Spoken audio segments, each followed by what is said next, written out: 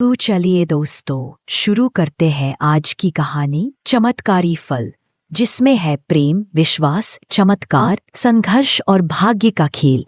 कटकपुर एक स्वर्ग समान राज्य घने जंगलों और ऊंचे पहाड़ों से घिरा। खटकपुर राज्य अपनी सुंदरता और संपन्नता के लिए दूर दूर तक प्रसिद्ध था। सुबह होते ही पूरा गांव सुनहरे रंग में रंग जाता था।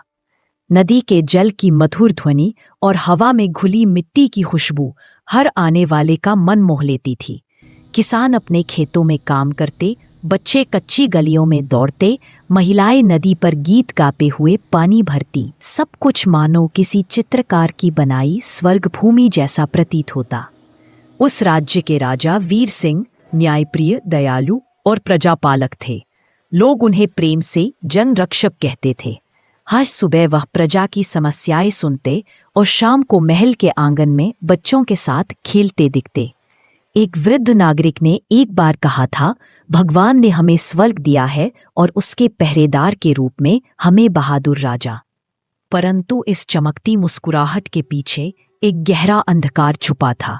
राजा का सबसे बड़ा दुख, एक रात राजमहल के विशाल प्रांगण में चांदनी चुपचाप रानी महल की बालकनी में खड़ी थी और आंखों में आंसू लिए आसमान की ओर देख रही थी। राजा उनके पास आए और धीरे से बोले, रानी, फिर तुम रो रही हो?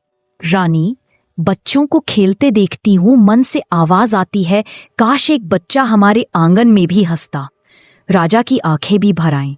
राजा, सबके घर आशीर्वाद है और हमारा घर कितना सूना है। रानी ने राजा का हाथ थामकर धीरे से कहा, हमने सब कुछ आजमाया, मंदिर, मस्जिद, गुरुद्वारे, हर जगह माथा टेका, शायद ये हमारे भाग्य में नहीं लिखा। राजा दुखी होकर बोले, यदि भाग्य मेरे हाथ में होता तो मैं आकाश में चढ़कर भगवान से अपनी किस्मत बदलवा लाता। दोनों रात भर चुपचाप बैठे रहे, जैसे पूरे महल ने भी शोक का मुकुट पहन लिया हो। अगले दिन दरबार में मंत्री ने सुझाव दिया, मंत्री महाराज, जंगल के पार एक सिद्ध साधु है, योगीराज तपोमूर्ति।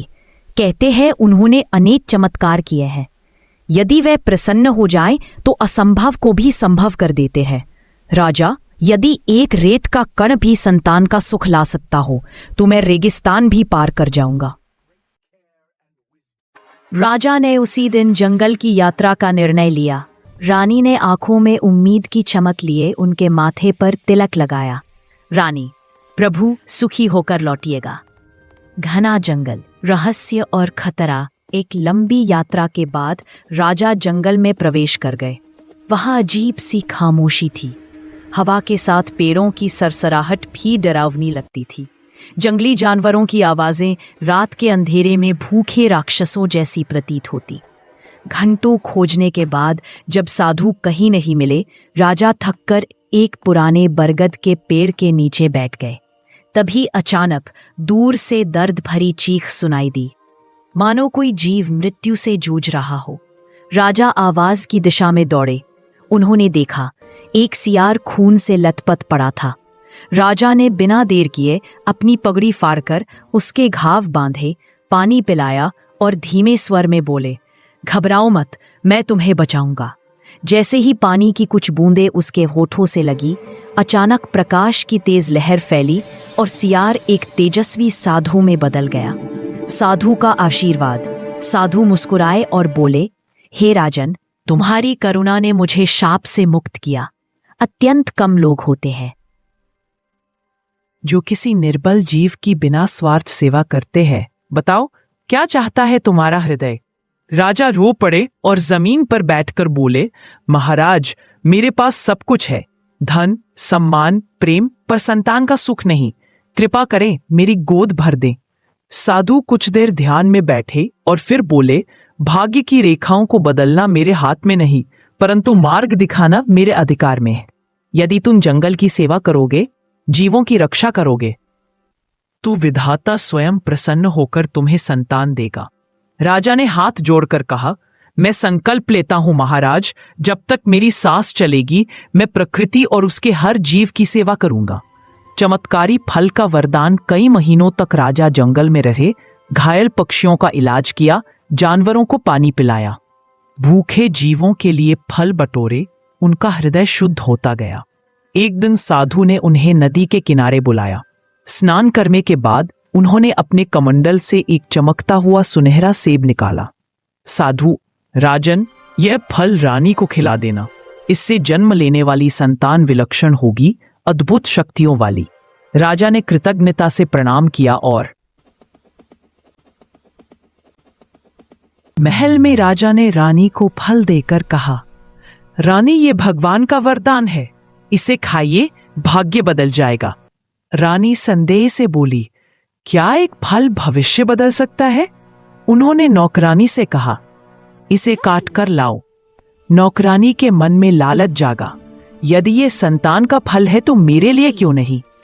उसने फल का थोड़ा हिस्सा चुपके से खा लिया। उसी समय राजा अंदर आ गए। घबराकर नौकरानी ने बाकी आधा हिस्सा खिड़की से बाहर फेंक दिया, जिसे एक भूखी बिल्ली ने खा लिया। नौकरानी ने एक तेजस्वी बालक को जन्म दिया। सूरज रानी ने एक सुंदर कन्या को जन्म दिया। इंदु बिल्ली ने एक अद्भुत शक्ति वाले बच्चे को जन्म दिया, जो बड़ा होकर ब्लैक पैंथर बना। तीनों की अलग अलग राहें थीं। इंदु, महल की राजकुमारी, सुंदर, बुद्धिमान, चित्रकला में निपुण, पर बंद पिंजरे की चिड़िया। सूरज, गांव का वीर युवक, अत्यंत बलवान, साहसी और न्यायप्रिय। ब्लैक पैंथर, नीली आंखों वाला, अद्भुत शक्ति वाला, मनुष्यों की भाषा समझने वाला प्राणी, जंगल और जानवरों का रक्षक। तीनों की पहली मुलाकात, गलतफहमी और युद्ध। ब्लैक पैंथर गांव पहुंचा और बच्चों को खेलते देखा। सूरज ने सोचा कि ये हमला करेगा और उस पर हमला कर दिया। वो भीषण युद्ध हुआ, पेड़ टूटने लगे, जमीन कांपने लगी। तभी साधु आ गए और बोले, थमो, तुम दुश्मन नहीं, एक ही फल से जन्मे 3 भाई हो। इंदु की पीड़ा महल में इंदु पिता के अत्याचारों से त्रस्त थी। इंदु, पिता, मैं आपका आदेश मानती हूँ, पर मेरी अपनी जिंदगी है।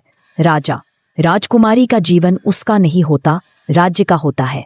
तुम्हारा विवाह परसों हो जाएगा। इंदु रोते हुए कमरे में बंद हो गई। उसने चित्र बनाया और अनजाने में उसमें सूरज का चेहरा उभर आया। महल पर हमला कर सूरज और पैंथर इंदु को बचाने आए। राजा ने सैनिकों को आदेश दिया, इन्हें पकड़ो, ये विद्रोही हैं। युद्ध भयंकर था, सैनिक गिरते गए, पैंथर गरजता गया, सूरज की तलवार बिजली की तरह चमकती रही। अंत में सूरज ने एक ही वार में राजा का अंत कर दिया। इंदु दौड़कर बाहर आई और सूरज को देखते ही उसकी आंखों में आंसू आ गए। इंदु, तुम वही हो जो मेरे सपनों में आता था। दोनों गले मिल गए, मानो 2 आत्माएं सदियों बाद मिली हो। रानी बाहर आई और बोली, आज भगवान ने मेरी दोनों गोदें भर दी, बेटी भी और बेटा भी। कहानी का अंत हो गया, सूरज नया राजा बन गया। नई सिबा हुई, सूरज और इंदु का विवाह हुआ, सूरज राजा बना, इंदु रानी बनी। ब्लैक पैंथर जंगल का राजा बनाया गया। तीनों ने मिलकर राज्य में सुख, न्याय और प्रेम स्थापित किया। खटकपुर फिर से स्वर्ग बन गया।